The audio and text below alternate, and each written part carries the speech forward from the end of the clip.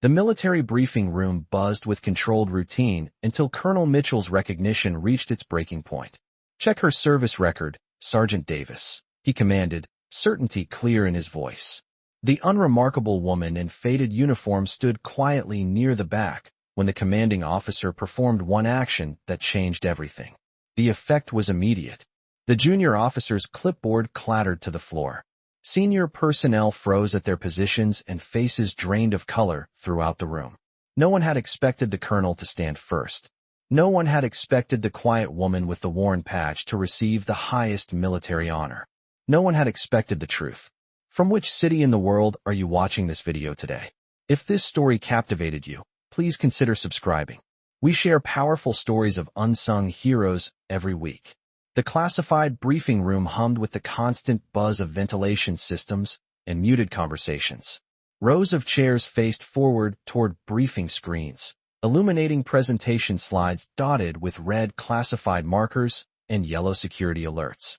The air carried the scent of strong coffee and leather, mixed with the tension that came with handling top-secret military operations. It was 0800 hours on what had begun as a standard morning briefing at Fort Braxton Command Center, buried beneath the Virginia mountains. Supply Logistics Coordinator 3rd Class Sarah Chun stood at her assigned observation position, deliberately unremarkable in her faded olive uniform and regulation equipment belt. Her black hair was pulled back in a practical bun, no visible identification except for a worn unit patch. Mid-30s, with a weathered face that spoke of field experience rather than administrative authority. Her dark eyes moved constantly between briefing materials and personnel rosters, while her presence demanded nothing from the intensity around her. To a casual observer, she might have been any support staff, a recent transfer from Supply Logistics perhaps, or another face in the endless rotation of administrative personnel. She occasionally made notes on a standard clipboard, her handwriting neat and precise. Unlike the officers and senior staff who filled the room with their ribbons and commendations, she wore no visible markers of advanced rank or specialized training. Just a coordinator, it seemed, with basic clearance and an assignment to verify routine supply protocols. The military operation underway involved classified deployment of advanced reconnaissance units for overseas missions. The operation had proceeded through standard phases: initial planning, resource allocation, and now logistics review before final deployment approval.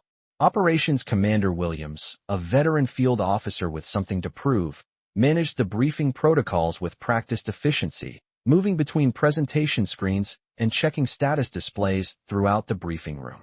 The reconnaissance units had established deployment parameters that required careful verification, Williams explained to the commanding officer, his voice carrying across the briefing hall. The decision to proceed with final approval created complications for standard logistics procedures.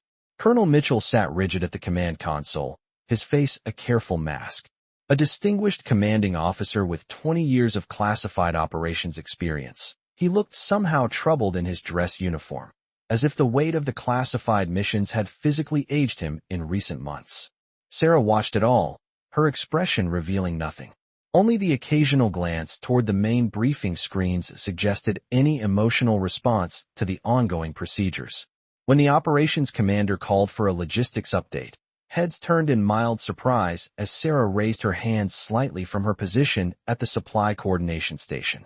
Coordinator Chun has been conducting final resource verification, Operations Commander Williams announced. She may have additional assessment of deployment readiness. She moved toward the main briefing area with a deliberate precision that seemed at odds with her logistics role. Something about her bearing, spine straight, steps measured, attention focused, caught the notice of a silver-haired sergeant major seated near the main display. He frowned slightly, studying her with newfound interest. Colonel Mitchell, sharp-eyed and methodical, watched her with narrowed attention as she prepared her logistics assessment. The colonel was known for his no-nonsense approach to operational security and deployment protocols. Today, he wore his authority like a burden, his dress uniform crisp despite the morning hour. "Please state your logistics findings for the record," instructed Colonel Mitchell. Supply Logistics Coordinator 3rd Class Sarah Chun, Resource Verification Specialist, she replied. Her voice was soft but clear, her professional bearing perfect.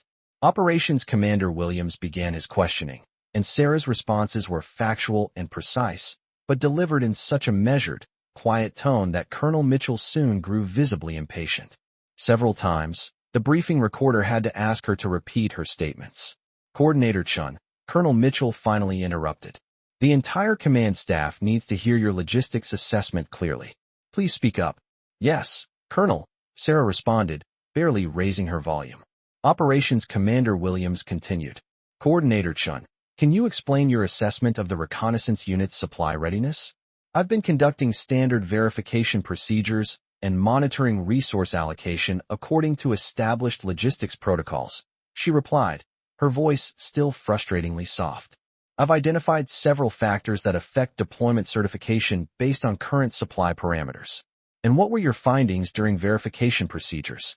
I determined that the reconnaissance units respond normally to standard supply testing. I also noted significant resource patterns that indicate potential operational considerations. Did you document these observations? Yes, I logged all supply responses and attempted resource analysis through available technical specifications. Was this analysis reviewed by command staff? It was not forwarded beyond my immediate logistics supervisor. The operations security officer, Major Patricia Hayes, approached for additional questioning with a skeptical demeanor. Tall and imposing with steel-gray hair that lent her an air of authority, she moved with the confidence of someone accustomed to challenging questionable logistics assessments. Coordinator Chun, what specific military training qualifies you to analyze advanced reconnaissance unit operations? I completed basic resource verification during my logistics certification program. And what level of security clearance? Her tone suggested the answer would confirm Chen's limitations. I maintain appropriate clearance levels for supply logistics coordinator work, Sarah responded evenly. Major Hayes smiled thinly. Coordinator Chun, how could you possibly understand the complexities of classified reconnaissance operations and deployment protocols when you've been conducting logistics for only 6 months? Something flickered across Colonel Mitchell's face. A brief shadow of recognition quickly suppressed. He studied Sarah more intently now. Objection to characterization, Operations Commander Williams called out. Coordinator Chin's logistics assessments should be evaluated on merit. Sustained, Colonel Mitchell replied, his eyes never leaving Sarah. Major Hayes adjusted her approach. Let me rephrase. What specific experience do you have with classified reconnaissance operations in military environments? Sarah paused before answering, her eyes briefly meeting those of the silver-haired sergeant major near the main display. My background includes some practical application of resource coordination analysis, she said carefully. Could you be more specific? That information involves previous assignments that may not be relevant to current logistics requirements. Major Hayes looked to the commanding officer. Colonel, if the coordinator lacks relevant experience with classified operations, her logistics assessments should be considered accordingly. I'll allow the line of questioning, Colonel Mitchell ruled. Coordinator Chun, please provide more detail about your relevant experience. Sarah's expression remained neutral. My previous resource experience involves classified military programs. How convenient, Major Hayes remarked dryly.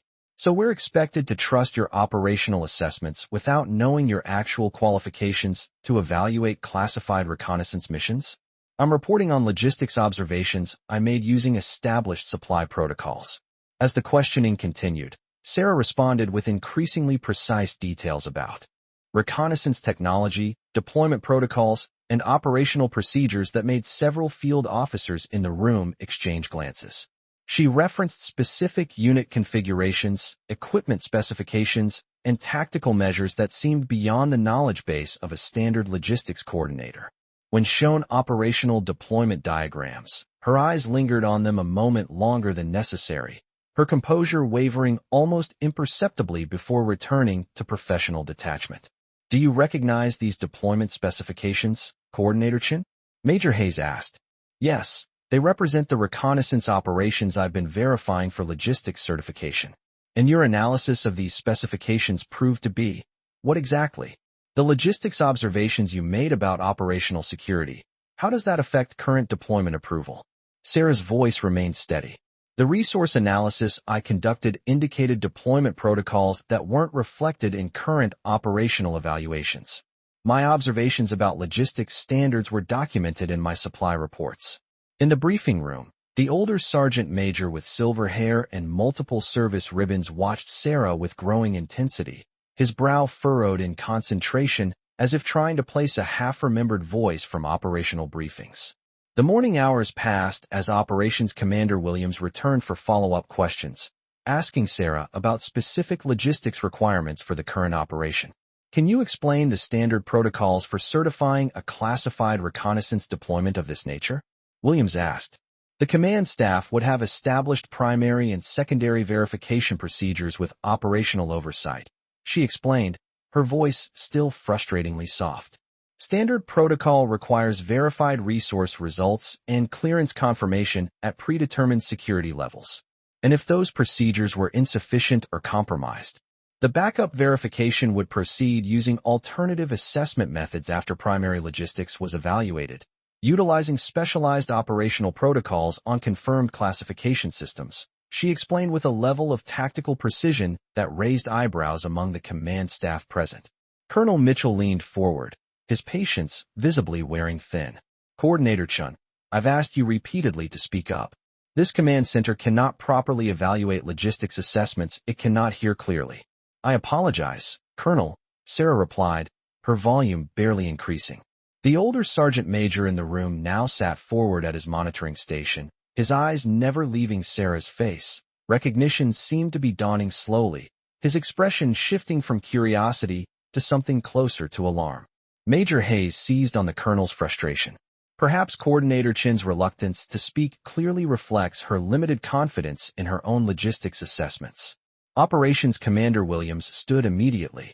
Ma'am, that's inappropriate speculation. Noted, Williams, Colonel Mitchell replied sharply. Major Hayes, confine your remarks to relevant questions for the coordinator. Major Hayes nodded in acknowledgement.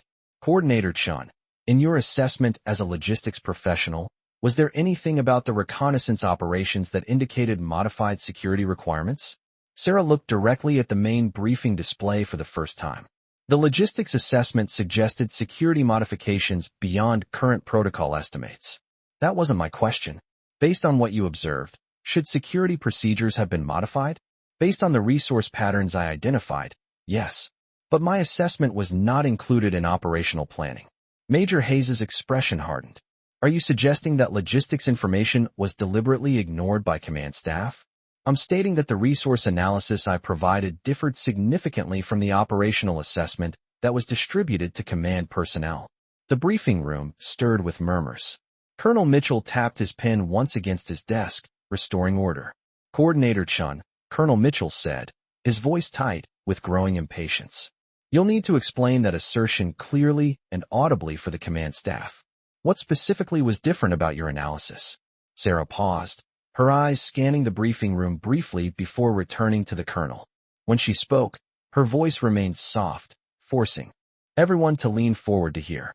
My resource analysis indicated that the reconnaissance protocols included operational features using equipment normally reserved for Special Operations Command missions.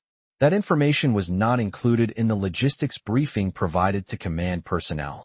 Colonel Mitchell's head snapped up, his carefully maintained composure cracking for the first time. The silver-haired sergeant major's expression darkened as he studied Sarah with new intensity. Coordinator Chun, Colonel Mitchell said firmly, frustration evident in his tone. This is the final time I will ask you to speak louder. The entire command staff must be able to hear logistics assessments accurately. Sarah looked directly at Colonel Mitchell. A look of quiet recognition passed between them, though the colonel quickly masked it with professional detachment.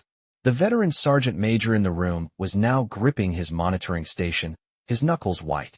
Colonel Mitchell finally interrupted with visible impatience, leaning forward at his command console. Coordinator Chun, we don't have all morning. Speak clearly or we'll proceed with deployment approval without additional logistics input. The briefing room fell silent. For the first time since beginning her assessment, Sarah looked directly at Colonel Mitchell. A look of quiet recognition passed between them, though the colonel quickly masked it. The silver-haired sergeant major near the briefing display leaned forward, his hands gripping his monitoring station. Suddenly, Colonel Mitchell slowly stood up from his command position. The room watched in stunned silence as he turned toward Sarah and rendered a perfect military salute, the highest honor a commanding officer can give. Every person in the briefing room immediately scrambled to their feet, saluting in unison, though most had no idea why. The effect was immediate and electric. Operations Commander Williams dropped his briefing materials, staring in disbelief. Several command staff physically straightened at their positions, as if witnessing something impossible. Major Hayes's face drained of color. The silver-haired sergeant major near the briefing display stood up and saluted with tears forming in his eyes. Complete silence fell over the briefing room as recognition dawned across various faces. Some looked confused, others shocked, and a few, those who understood the significance of what they had just witnessed, appeared stricken. Sarah continued in her normal soft voice, but now everyone was straining to hear. That salute recognizes my service record because I was the lead reconnaissance specialist for Operation Ghostwine 5 years ago. I was also the primary tactical analyst attached to Mission Dark Star, which Colonel Mitchell personally commanded 4 years before today's deployment began. She methodically produced a worn, waterproof document case from her uniform pocket and held it up for the command staff to see. This contains classified operational records from Mission Dark Star, not the sanitized reports filed with military archives. These reconnaissance operations aren't just deployment exercises. They're based on tactics I developed before my unit was destroyed and my records were officially classified. Colonel Mitchell attempted to call for order, but found his voice failing him. Coordinator Chun, this is highly irregular procedure for operational assessment. My unit and I were declared casualties of a tactical failure during Mission Dark Star, Sarah continued calmly. I was the only survivor. I've spent 4 years working under reassigned identity and waiting for another operation to utilize the same tactics, not for personal reasons, but to prevent other soldiers from being lost to compromised operational protocols. A younger intelligence officer near the briefing terminals looked up in confusion. This is impossible. Tactical Specialist Chin died in a classified operational incident. I processed casualty reports myself. The silver-haired sergeant major turned to address him. Stay at your station, Lieutenant, he said quietly. Look at that commanding officer's response. Colonels don't salute the deceased.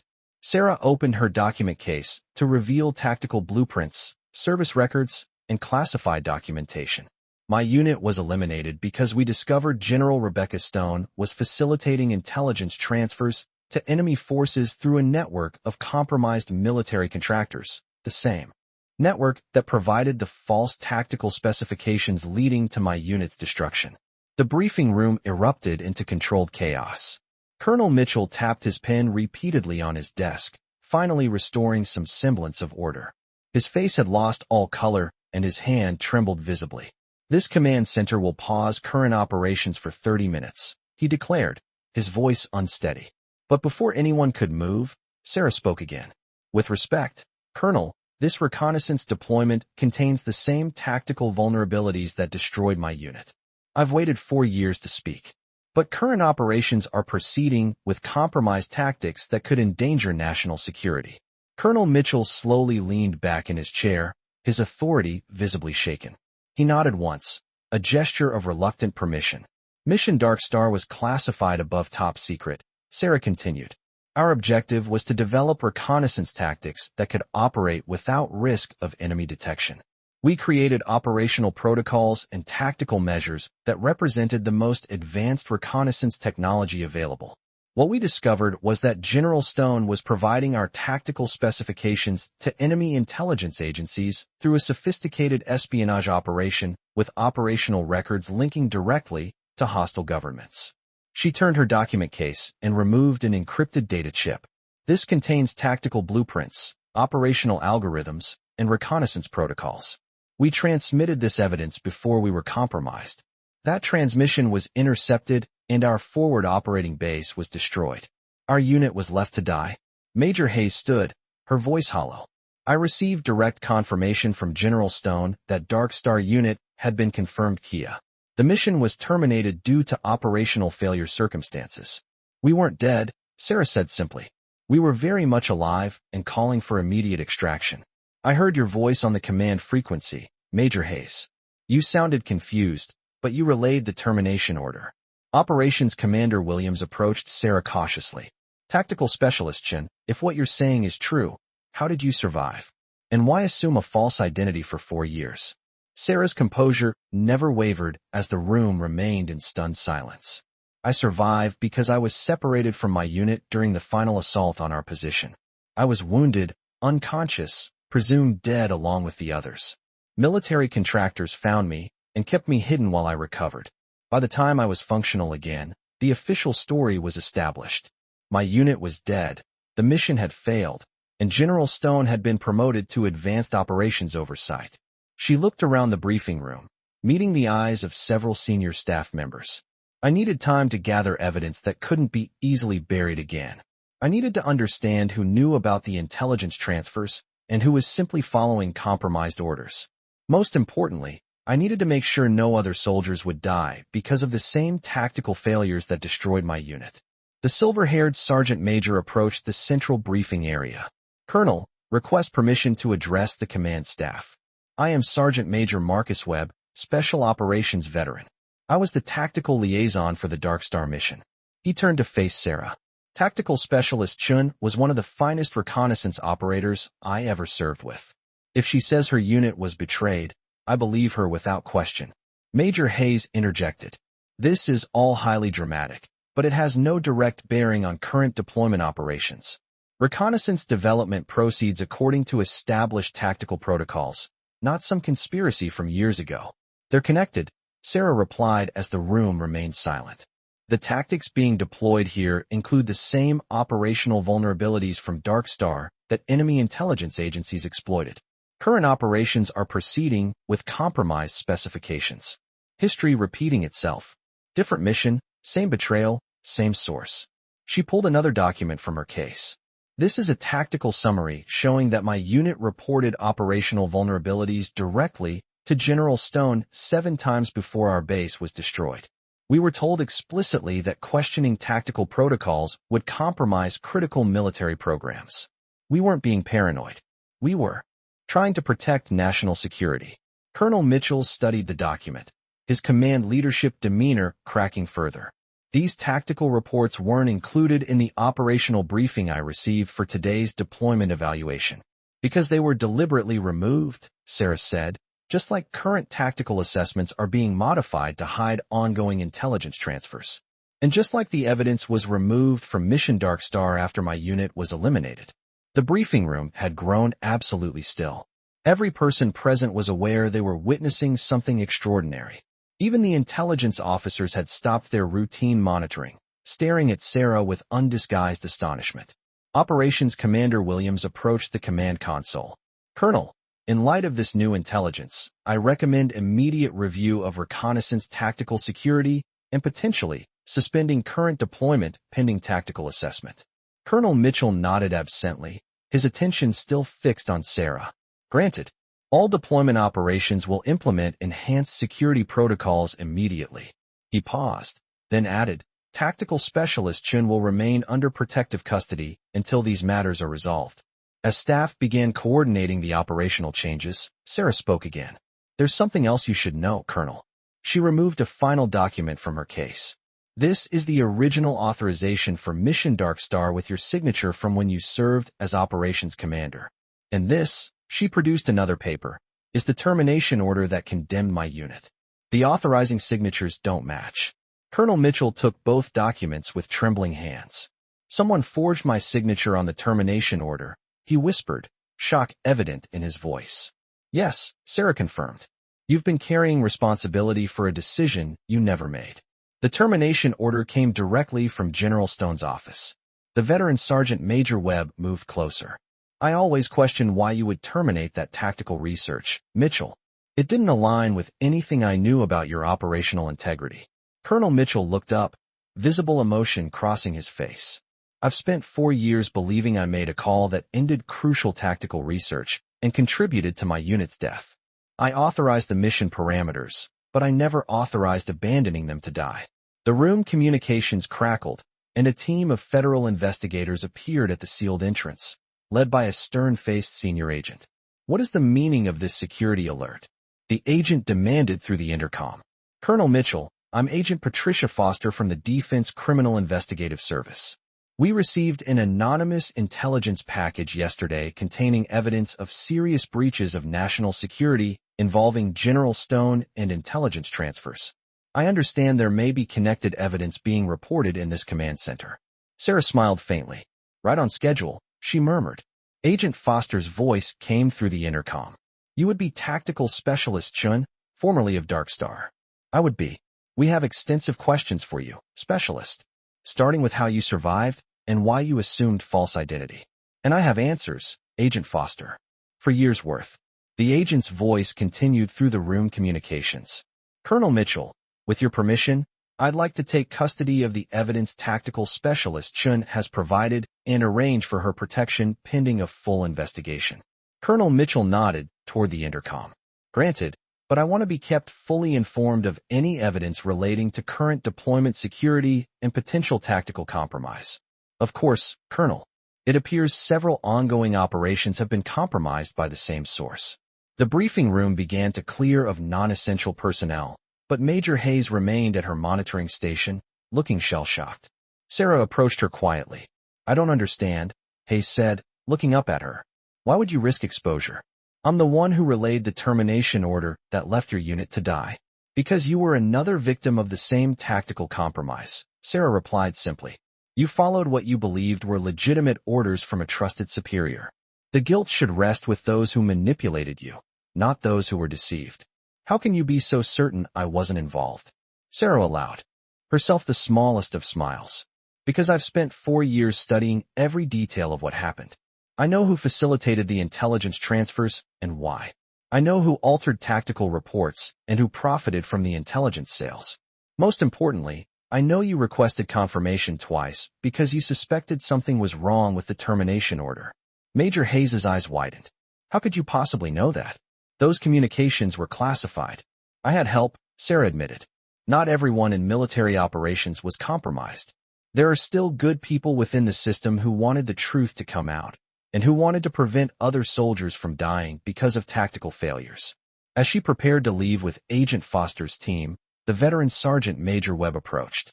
Tactical Specialist, he said formally, then dropped his voice. Sarah, we held a memorial service for the Dark Star unit. I spoke about your dedication to protecting national security.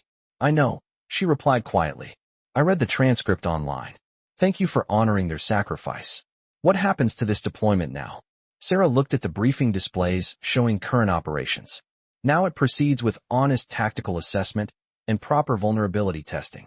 National security can be protected because someone finally told the truth about intelligence transfers. The briefing room remained suspended in a moment of shocked revelation. Colonel Mitchell slowly stood from his command console and removed his rank insignia, setting them on his desk before stepping down to stand on the same level as Sarah. This command recognizes Tactical Specialist Sarah Chun, presumed killed in action, recipient of the Distinguished Service Cross, he announced formally, his voice carrying a weight of regret and respect. The veteran Sergeant Major Webb approached Sarah and rendered a respectful salute. Others throughout the briefing room followed suit, a ripple of silent recognition spreading through the room. Command personnel who had moments ago regarded her with skepticism now stood in acknowledgement, honoring a fellow soldier whose integrity had cost her everything. Major Hayes, visibly shaken, stood to address Sarah directly. I never knew who actually gave that termination order. I've been carrying this responsibility for 4 years, believing I contributed to ending important tactical work. I know, Sarah replied. Your voice on the command frequency that day. I heard your confusion. You questioned the order. Twice, Hayes confirmed, her voice breaking slightly. They told me I was risking national security by questioning administrative decisions, that the tactical concerns had been addressed through other channels.